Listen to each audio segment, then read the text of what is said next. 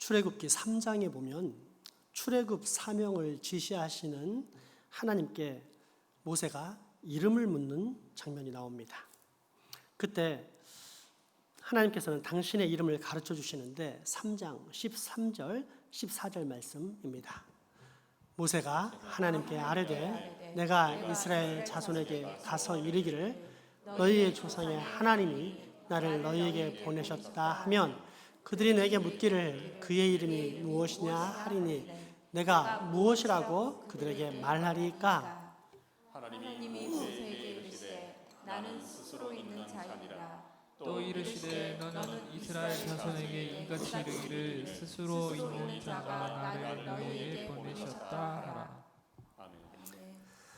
아멘. 바로 이곳에서부터 하나님을 이해하는 데 큰 걸림돌이 생깁니다.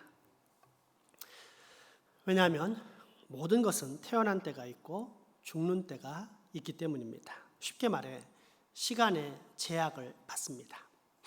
이 땅에 존재하는 모든 것들은 과거라는 시간에 어느 한 시점에서 탄생해서 지금이라는 현재의 시간을 살아가고 또 장차 미래라는 어느 한 시점에서 분명히 죽게 됩니다.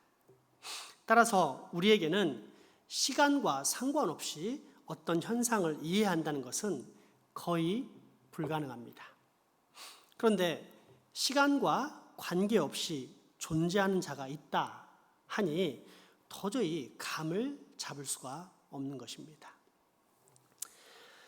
때문에 한 신학자는 다음과 같은 말을 남기기도 했습니다. 시간을 창조하신 하나님은 시간에 매이지 않는다. 상당히 이해하기 힘든 말 같지만 우리 교회 입장에서는 어찌 보면 또 쉽게 이해할 수 있는 부분입니다. 우리 교회를 지을 때 설계는 대전의 한 설계 사무소에서 맡았습니다. 하지만 시공은 대표가 장로님이신 부산의 어떤 교회 건축 전문 시공사에서 맡았었습니다. 완공 후에 시공사 대표 입장에서 보자면 또 하나의 예술 작품을 완성한 것이기 때문에 매우 뿌듯했을 것입니다. 그래서 시공사 대표가 우리 교회에 머물러 살거나 반드시 살아야만 합니까? 아닙니다. 잠깐 들를 수는 있지만 반드시 상주해야 할 의무는 없습니다. 창조주 하나님에 대한 이해도 이와 똑같습니다. 하나님께서는 당신의 영광으로 인해 피조물과 더불어 그 피조물들이 거할 수 있는 시간과 공간도 만드셨지만 그 시공간에 반드시 거주하시지는 않습니다. 물론 성육신하신 예수님처럼 우리를 도우신 성령님처럼 피조물을 구원하시려고 이 시간과 공간에 스스로 내려오실 때도 있지만 결코 이 시공간에 갇히지는 않습니다. 유한한 시간과 공간은 무한하신 창조주 하나님을 결코 가둘 수 없기 때문입니다. 그리고 만약 이 사실을 믿음으로 수용할 수 있다면 우리는 여호와 하나님의 존재 방식인 삼위일체에 대해서도 어느 정도는 수용할 능력을 갖게 됩니다. 지난 시간 말씀드린 초이성과 초논리 곧 성령의 감동하심에 근거해서 말입니다. 그럼에도 불구하고 인간의 상식은 이성에서 비롯되기에 역시 이성적인 차원에서 삼위일체를 알아보고자 하는데 이에 대해 먼저 큰 전제를 말씀드립니다. 그것은 지금까지 삼위일체 하나님을 완벽하게 이해하고 또 완벽하게 설명한 사람은 아무도 없었다라는 사실입니다. 그저 가장 가까운 비유나 상징 또는 언어로서 삼위일체를 이해하고 설명했을 뿐입니다. 따라서 제가 지금 드리는 설명 역시 삼위일체에 대한 정확한 설명은 안 되고 그저 성경에 가장 가까운 역사적 설명이라고 생각하시면 됩니다. 먼저 부정의 방법, 이것은 아니다 라는 방법을 통해 잘못된 여호와 하나님의 신관 또는 삼위일체, 잘못된 삼위일체론에 대해서 알아보고자 합니다. 첫 번째, 잘못된 삼위일체론의 대표적인 것은 삼신론인데, 삼신론이란 말 그대로 세 개의 신이 존재한다라는 뜻입니다. 그리스 로마 신화에 나오는 하늘과 바다와 지하 세계를 관장하는 제우스, 포세이돈, 하데스 신처럼 성부, 성자, 성령 세 개의 신이 독립적이고 개별적으로 존재한다라는 주장입니다. 이러한 삼신론은 결과적으로 서로가 다른 인격, 다른 생각, 다른 말, 다른 행동 등을 보여주기에 완전한 일체보다는 결국 자신의 유익을 위해 싸우는 존재처럼 비춰질 수밖에 없습니다.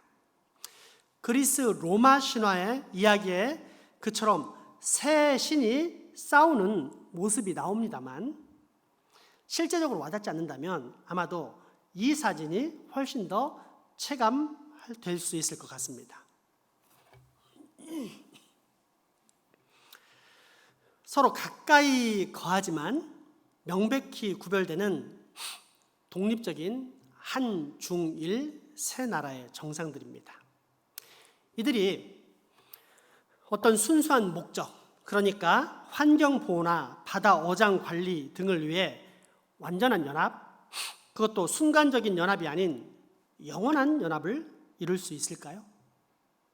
불가능합니다. 자기 나라의 이익에 배치되거나 손해가 발생되는 순간 당장에 거부하는 것이 국가의 생리이기 때문입니다.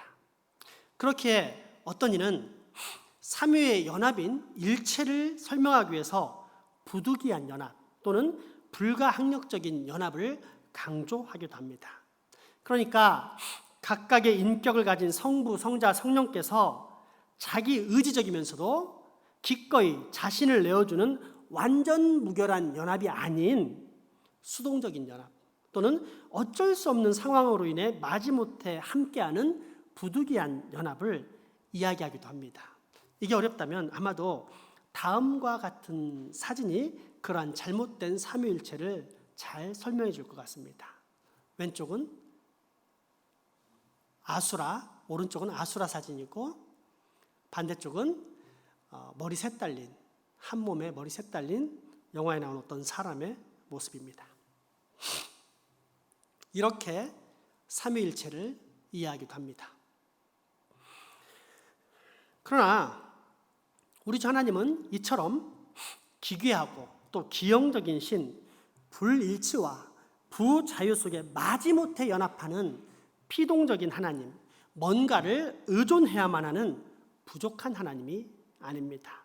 완전한 인격, 완전한 자유, 그리고 완전한 의지로 연합하시는 삼위일체의 하나님이십니다. 때문에 어떤 이는 이러한 삼신론의 위험성을 피하기 위해서 한 하나님을 강조하게 되는데, 문제는 원래의 의도와는 달리 결국 일신론에 빠져들게 된다는 것입니다. 잘못된 삼위일체론의 두 번째 예라 할 수 있는 일신론 또는 단일신론입니다. 양태론이라고도 불리는 이 단일신론은 그러한 예로서 아마도 과거에 설교를 통해 여러분이 한 번쯤은 들어봤을 법한 다음과 같은 비유입니다. 물은 영도 아래에서는 고체인 얼음이 되고 영도와 100도 사이에서는 액체인 물이 되었다가 100도가 되면 기체인 수증기가 되어 증발합니다. 얼음과 물과 수증기는 H2O라는 한 본질의 물질이지만 온도에 따라서 그 모습을 달리한 것입니다. 마찬가지로 한 분 하나님이 구약시대와 예수님 시대와 신약시대에 성부와 성자와 성령으로 달리 나타나셨는데 시대별로 그 양태를 달리해서 나타난 것입니다. 바로 이것이 삼위일체입니다. 순간 고개가 끄덕여지고 상당히 설득력 있게 느껴집니다. 그러나 이러한 삼위일체론에 대한 설명은 양태론이라 해서 사실상 삼위의 인격성과 독립성을 부정하는 일신론에 해당됩니다. 아마도 이 영상이 그 의미를 조금 더 명확히 알게 해줄 수 있을 것이라 생각됩니다. 엑스맨에 나오는 영상인데 한번 보시죠.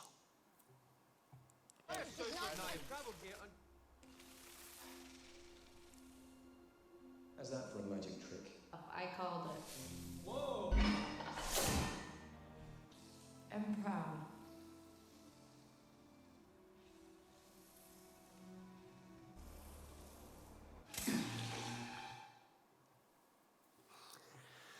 때로는 여자가 되었다가, 때로는 남자가 되었다가, 때로는 군인이 되었다가 하는 등 변하지만 결국 몇 사람입니까? 한 사람. 이처럼 시대와 장소를 따라 모양만 바뀌지 결국 하나님은 한 분이시다 라고 강조하는 것이 양태론적 단일신론입니다.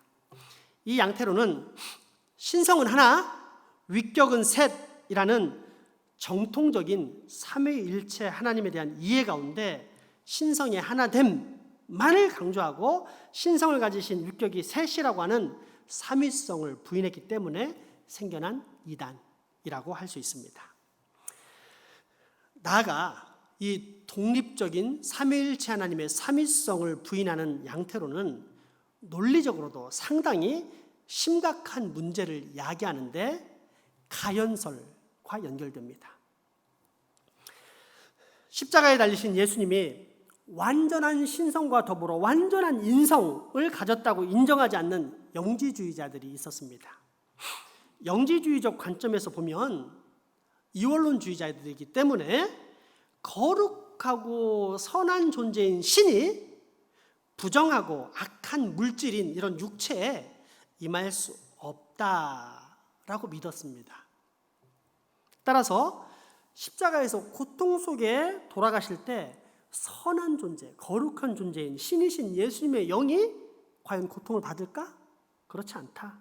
예수님의 영은 전혀 고통도 죽음도 맛보지 않고 떠나셨으며 오직 악한 육체만 그 십자가 위에 남아서 고통 속에서 죽음을 당했다라는 것이 가연설의 핵심입니다. 한마디로 예수님이 진짜로 인간의 육체로 오신 것이 아니라 가짜로 현현하셨다, 나타나셨다, 인간의 껍데기만 입고 생활하다 가셨다라는 뜻이 가현설입니다.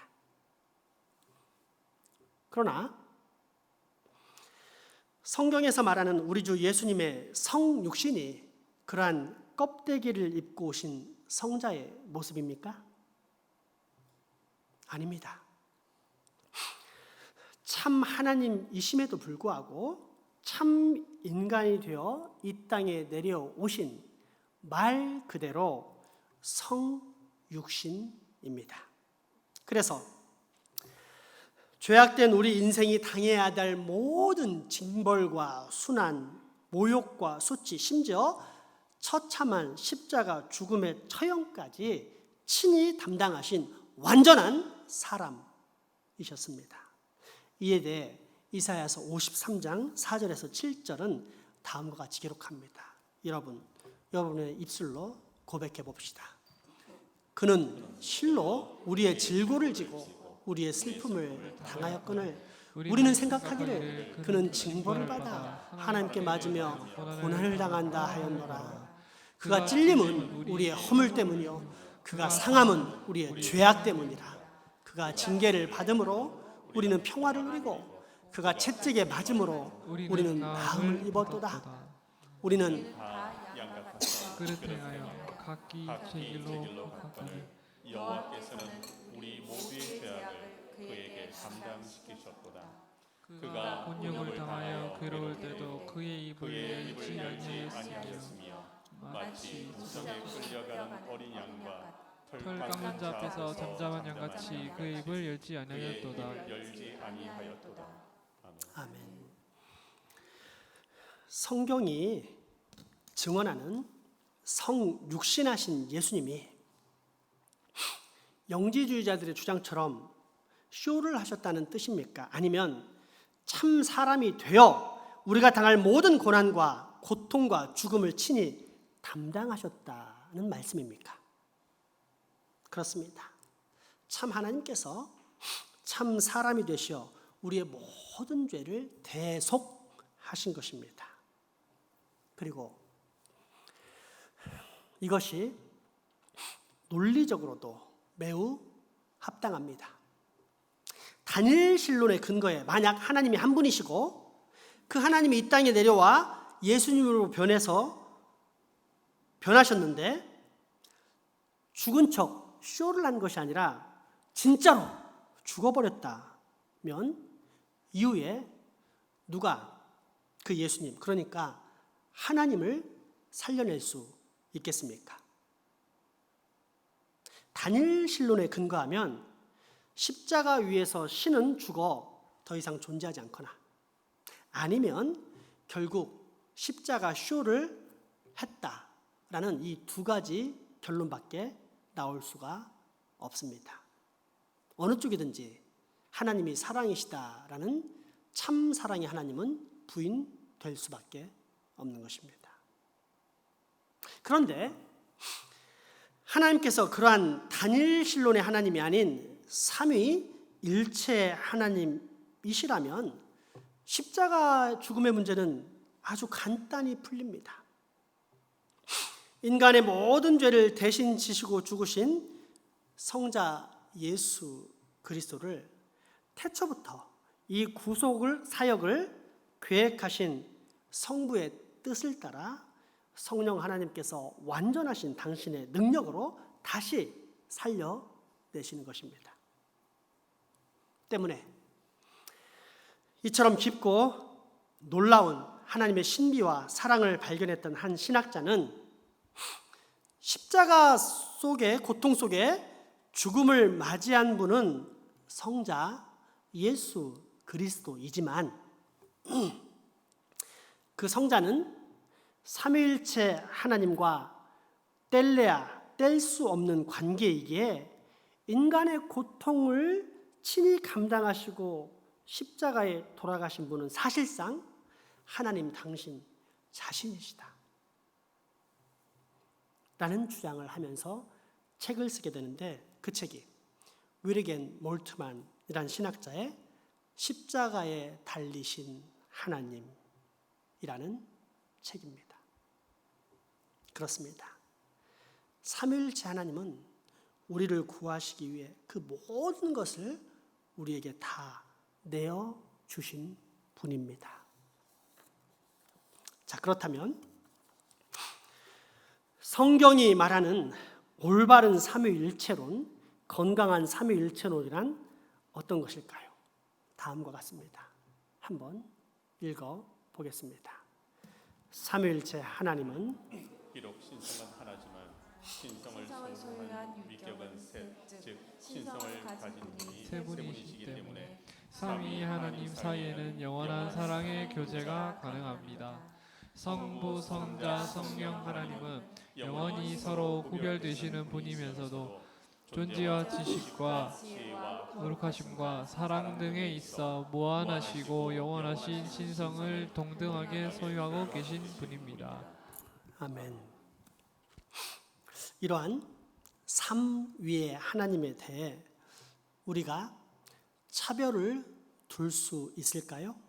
그래서 성부는 아버지니까 제일 윗분, 성자는 아들이니까 그보다는 아랫분, 성령은 하인격에 속하니까 셋 중 제일 아래의 존재로서 우리가 온전히 찬양과 경배, 감사와 영광 돌릴 분은 오직 성부 하나님이시다. 이런 식의 종속론적 주장을 할 수 있을까요? 아닙니다. 동일한 존귀와 영광, 권세와 능력을 가지신 삼위 하나님, 그러면서도 완전한 사랑의 띠로 영원한 연합과 교제를 이루신 삼위일체 하나님께 오직 동일한 찬양과 감사, 존귀와 영광을 올려드릴 뿐입니다. 이러한 하나님의 존재 방식을 인간의 언어나 비유, 상징으로 정확하게 표현한다는 것이 불가능하지만 부득불 이해를 돕기 위해 다음과 같은 그림으로 설명해 볼까 합니다. 삼위 하나님이 각각 독립적으로 저렇게 존재하시지만 세 분이 별개로 떨어져 있는 것이 아니라 하나로 연합을 이루고 있는 상태, 저것을 삼위일체를 상징하는 표로 많이 사용하고 있습니다. 제가 실물을 한번 보여드리겠습니다.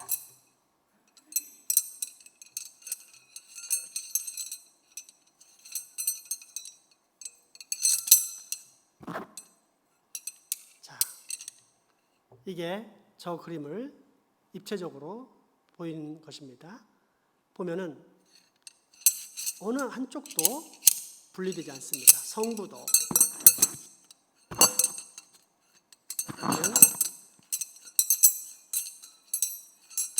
성자도, 성령도 분리되지 않고 영원한 연합과 일치를 이루는 그런 상징적인 모형이라고 할 수 있습니다. 문제는 처음에 제가 말씀드렸듯이 인간의 논리와 언어는 한계가 있기 때문에 모든 것엔 약점이 있습니다. 이런 식으로 이해를 하게 되면 약점은 뭐냐? 마치 성부와 성자가 독립이 안 돼서 어딜 못 떨어져 나가고 갇혀있는 듯한 느낌을 주지만 이런 건 아닙니다. 단지 일체를 설명하기 위해서 이 표를 한 것이지 또 성부, 성자, 성령 하나님은 일체시면서도 독립적으로 어느 곳에서든지 활동이 가능하신 그러한 하나님이십니다. 그래서 이 모든 것을 종합하여 우리 기독교가 고백하는 삼위일체 하나님에 대한 교리는 이제 다음과 같이 정의할 수 있습니다. 한번 읽어보겠습니다. 하나님은 영원히 성부, 성자, 성령의 서로 구별되는 인격이신 세 분으로 존재하시며 이 세 분 성부, 성자, 성령은 각각 완전한 하나님이시며 이 세 분 성부, 성자, 성령이 하나님으로서 가지고 계신 신성은 하나이다. 아멘. 여러분, 이 삼위일체 하나님이 완벽하게 연합하시고 또 사역하시어 우리 다른 사람이 아닌 나의 구원을 이루어 가신다는 사실, 이러한 하나님의 모습이 이 세상에서 그 어떤 것보다도 우리를 든든하게 하며 또한 이 세상 그 어떤 것보다도 우리에게 큰 위로를 주지 않습니까? 기도합시다. 삼위일체 여호와 하나님 감사합니다. 우리에게 주의를 주셔서 참신신 여호와 하나님, 살아계신 하나님 아버지께 예배하시게 하심을 감사합니다. 나아가 오늘 우리로 이처럼 하나님의 존재 방식인 삼위일체 하나님을 알고 또 수용할 수 있는 자세를 갖출 수 있게 하시니 감사합니다. 바라옵기는 연약한 나는 주의 말씀을 온전히 이해하고 순종하며 따라가기 벅차오니 나를 불쌍히 여기사 이제는 굳건한 믿음의 삶 가운데 삼위일체 하나님을 알고 믿고 따르는 순종의 복을 꼭 받게 하여 주옵소서. 예수님의 이름으로 기도하옵나이다. 아멘. 헌금하시기